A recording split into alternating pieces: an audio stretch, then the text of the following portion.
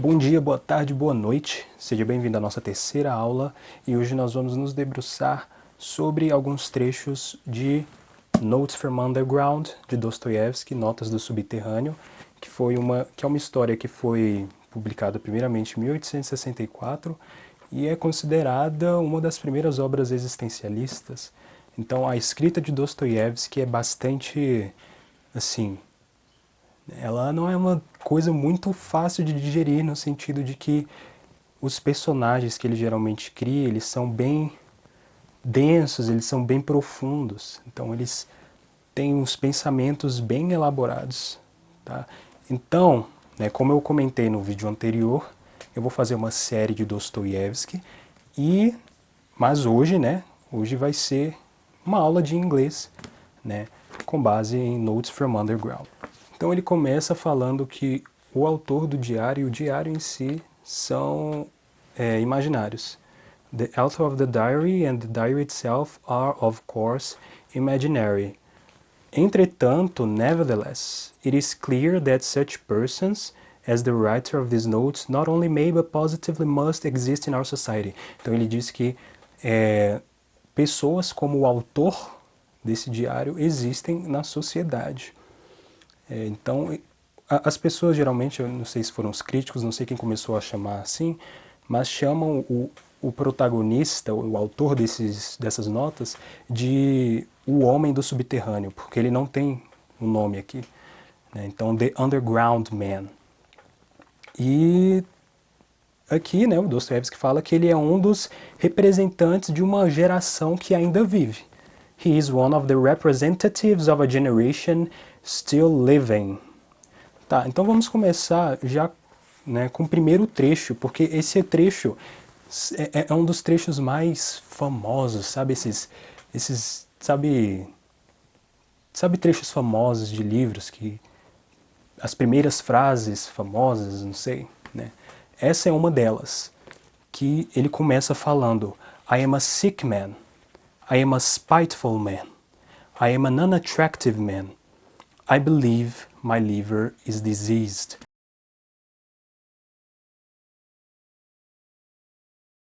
Tá, eu vou pegar o meu caderno que eu separei aqui os trechos e vamos... Vem cá, caderno. Vamos lá.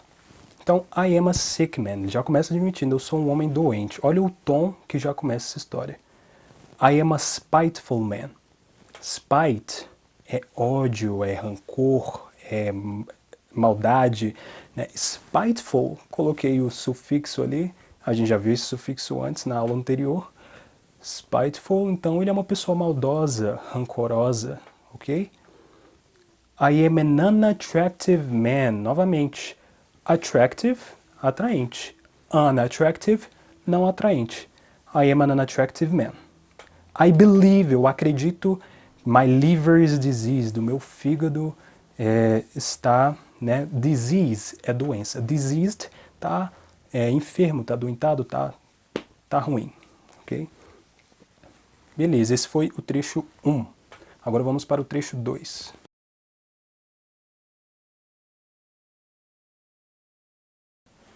However, I know nothing at all about my disease, and do not know for certain what ails me.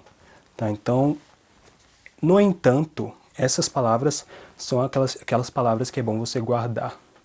However, no entanto, I know nothing at all. Eu não sei nada sobre a minha doença. At all about my disease. And do not know, e não sei for certain, né, com certeza, não sei, não tenho muita certeza, what ails me. Eu não tenho certeza do que me aflige. Esse verbo ail, to ail, é afligir. Tá? Ok.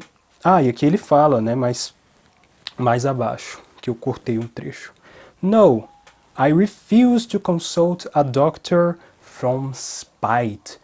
Não, eu me recuso, I refuse to consult a doctor, a consultar um doutor por ódio. From spite, né, por maldade, por ódio. E depois ele ainda vai falar, né, quem será? Eu sei que eu não estou machucando ninguém com isso, só estou me machucando, né? Depois ele vai explicando um pouco do sentido dessa coisa toda, porque é muito confuso, né? Mas eu estava, né, escrevendo o diário, interpretando isso, né? E você vê o tanto que ele é miserável, né? O homem do subterrâneo, ele é tão miserável que ele não consegue nem se vingar do mundo, assim, a vingança que ele consegue exercer contra o mundo é machucar a si mesmo, né? Então, tá, vamos lá pro terceiro trecho, que se eu for comentar a obra aqui, a gente vai embora. Vou deixar isso para outro vídeo, né, quando entrar na série de Dostoiévski.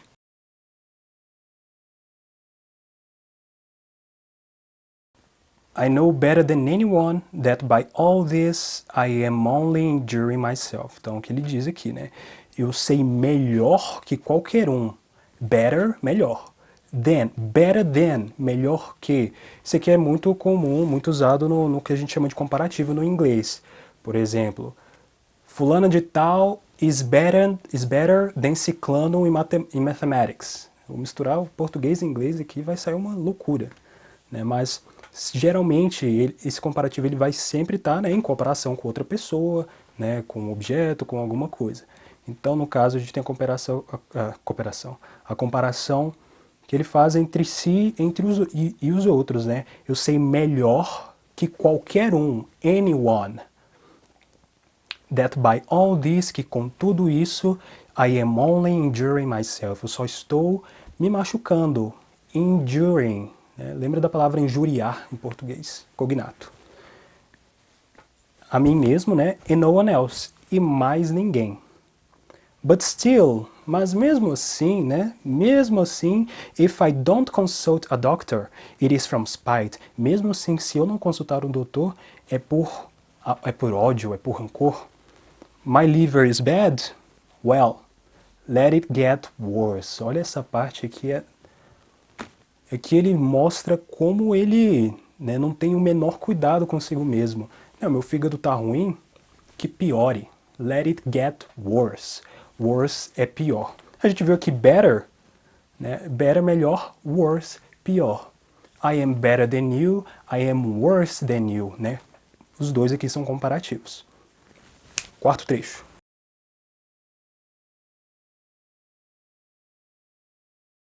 No quarto trecho ele fala: I was rude and took pleasure in being so. Eu acho que na aula passada a gente viu esse verbo took, que é o passado de take, tá? Então ele fala que eu era rude, eu era rude e tinha prazer em ser rude, tá? I was rude and took pleasure in being so. Essa expressão, take pleasure, né? Novo vocabulário aí. Se você me perguntar, what do you take pleasure in? I will answer, vou responder. I take pleasure in teaching English and talking about literature. Então, a gente, né, tem prazer em fazer algumas coisas, né? Esse ter prazer em fazer alguma coisa, a gente vai usar o verbo take, né, que você vai traduzir, vai ser pegar.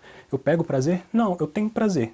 Então, I take pleasure in doing things. Aí, o verbo que vem depois, né, de take pleasure, depois da preposição, ele vai ele vai vir com ing, ok?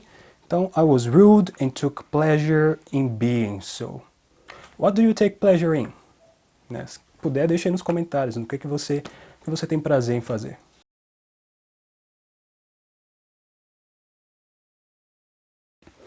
Tá, essa parte, esse trecho, talvez seja o que mais dê trabalho pra gente, mas vamos com calma. To live longer than 40 years is bad manners. Lembra que eu falei do imperativo? Ou do imperativo? Do comparativo? Então, longer than, de novo. Longer than, eu estou fazendo uma comparação. Na verdade, aqui não vai estar numa situação de comparação, mas é a mesma estrutura, tá? Viver mais que, né, 40 anos é falta de educação, são más maneiras. Então, live longer than. O que acontece no inglês? Quando eu tenho uma palavra bem curta, como long, por exemplo, que só tem uma sílaba, se eu for fazer um comparativo com ela, ou se eu for fazer um superlativo, ou qualquer coisa nesse sentido para comparar, ou para dizer que algo é melhor ou pior que, a palavra é pequena, eu vou colocar o ER, né, no final, né, se for comparativo, por exemplo, I am stronger than you. Strong tem uma sílaba só, né? Mas se eu for comparar uma coisa, né, que tem uma palavra que é uma palavra muito grande, por exemplo, deixa eu ver. Vamos pegar esse exemplo aqui. This bottle is more expensive than this notebook. Então, expensive é uma palavra muito grande, certo? Expensive, né? São 3 sílabas, se eu não me engano. Sieve, expensive. Então, palavra grande, more than. Palavra pequena, coloca o R. Né? Se fosse superlativo, né, que a gente pode até falar depois, se a gente se deparar com um exemplo em alguma outra obra, alguma coisa assim, né, o superlativo é This is the best book I've ever read.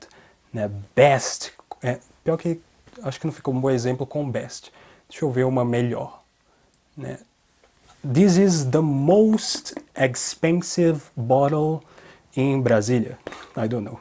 Essa é a garrafa mais cara, né, em Brasília. Se fosse uma palavra pequena, um verbo pequeno, deixa eu ver. Ok. I am the tallest in the room. Eu sou o maior, né, no quarto, na sala. Né? Aí eu só coloco o EST no final. Isso, gente, essas terminações, é bom você ir prestando atenção nelas. Né? Nem sempre, se você vê um ER no final de uma palavra, vai significar que vai estar alguma coisa sendo comparada com a outra. Mas já é um sentido que você conhece. A mesma coisa com o EST, né? Que você vai saber que é superlativo.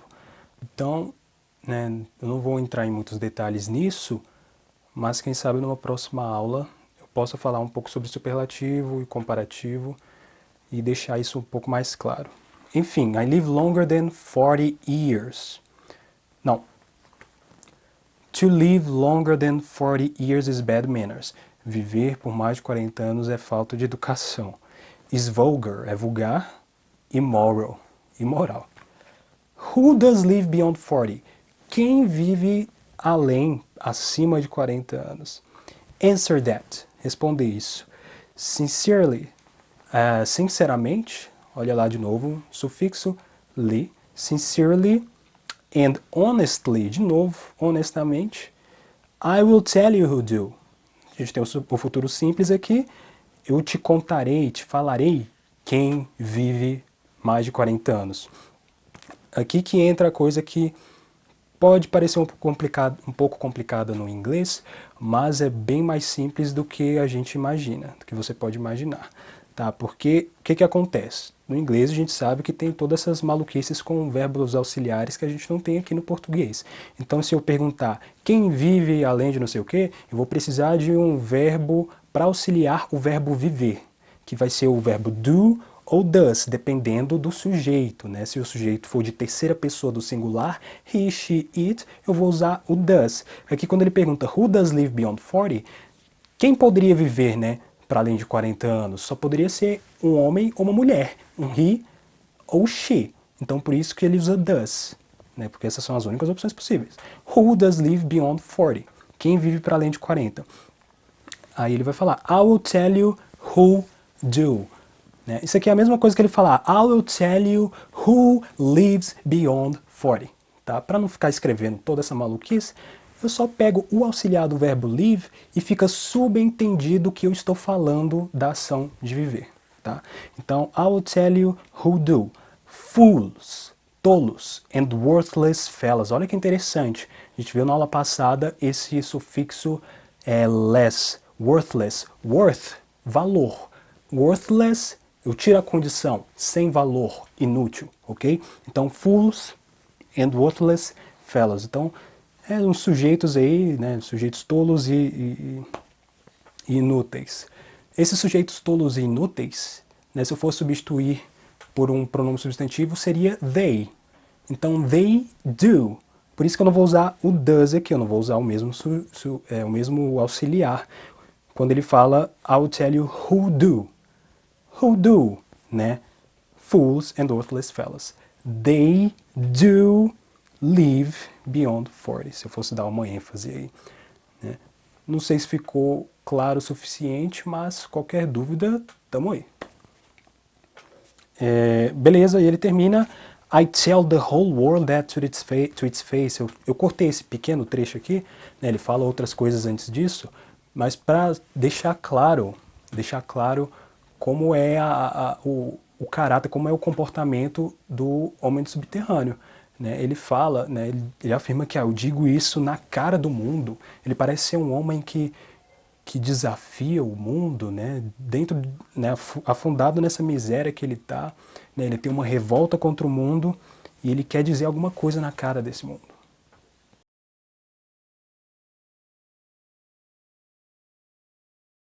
My room is a wretched, horrid one, in the outskirts of the town.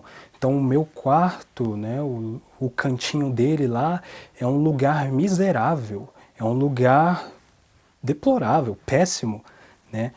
E horrid, né, horrível, in the outskirts of the town. Outskirts é arredores, nos subúrbios da cidade. Né? Ele vive em São Petersburgo, se não me engano, isso. Vive em Petersburg. Né? Até falam para ele, né, que você não devia morar aqui, né? Ele reporta isso, né? Ele fala que as pessoas dizem a ele porque ele não devia morar lá, primeiro porque o ar de lá não faz bem para ele e porque ele não tem muitas condições de viver. E ele, ó,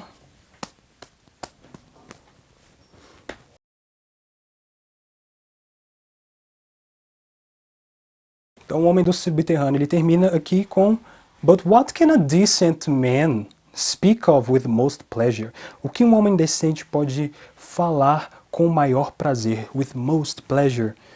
Answer, resposta, of himself, dele mesmo. Well, bem, so I will talk about myself. Então eu falarei sobre mim mesmo. Acho engraçado que ele fala homem decente aqui. Eu não tenho muita certeza se ele é tão decente assim, não. But what can a decent man speak of? Falar de. O que um homem decente pode falar de? Acho que eu não vou entrar numa explicação dessas preposições, porque tem uma peculiaridade aqui na forma como as preposições são usadas no inglês. Por exemplo, no final de algumas perguntas, ou de algumas afirmações até, eu posso usar uma preposição no final, acabar a frase, acabar a minha oração como preposição, que no português a gente não faz. A gente não termina uma frase, por exemplo, com a palavra de. Eu vou falar de. Né? Não tem como eu terminar com isso. No inglês, em alguns casos, isso é possível. Né? Mas minha mente vai explodir se eu tentar falar disso aqui agora. E outra coisa que eu queria chamar a atenção aqui é para a palavra so. A gente já viu esse so como intensidade. Aqui ele vai ser só como uma palavra usada como artifício para dizer, então eu vou fazer tal coisa. Então, well, então, so, I will talk about myself. Beleza. Aí depois, né, acabado essa primeira parte, aí ele vai falando um monte de coisa, que eu vou comentar depois no próximo vídeo, quando eu focar só no Homem do Subterrâneo, ok? That's it, guys. Peace out. Eu vou deixar aqui, como em toda aula, eu vou deixando vocabulário, né, verbos, né, tudo que a gente viu nessa aula, eu deixar disponibilizar no final. Peace out.